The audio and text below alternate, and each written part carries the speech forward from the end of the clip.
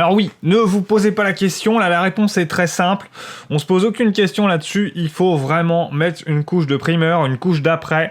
comme on dit, un primeur d'accroche sur toutes les pièces, qu'elles soient grosses, petites, vraiment vous posez pas la question, voilà, que ce soit sur de la résine, sur le plastique, sur la photodécoupe, alors évidemment on n'ira pas mettre une couche de primeur sur ce qui est imprimé ici, comme les cadrans du cockpit, sinon on perd tout, hein, mais ce type de pièce qui est juste couleur alu,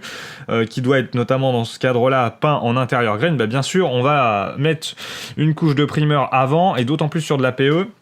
de passer à la couleur. Le primeur, c'est deux propriétés principales. La première, c'est d'assurer une bonne et une meilleure accroche de la peinture. Parce que sur les étapes d'après, si vous faites du masquage avec du scotch de masquage,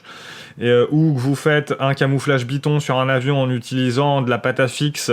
ce genre de produit, voilà, ça va assurer quand même que la peinture reste bien et qu'au moment du démasquage, on va pas perdre des morceaux de peinture, parce que là, dans ce cas-là, c'est vraiment la catastrophe. C'est aussi ça le rôle du primeur, d'assurer premièrement une bonne accroche de la peinture. Et la deuxième propriété, c'est par exemple quand vous êtes sur le modèle vraiment juste avant peinture, il est prêt, le fait de faire une couche de primeur va permettre de mettre en lumière tous les défauts qui resteraient sur votre modèle. Par exemple, une ligne qui a été mal poncée sur le dos d'un avion, là tout de suite avec le primeur, vous allez le voir. Donc son intérêt, c'est ça aussi, hein, c'est de bien voir que tous les défauts sont résolus avant peinture.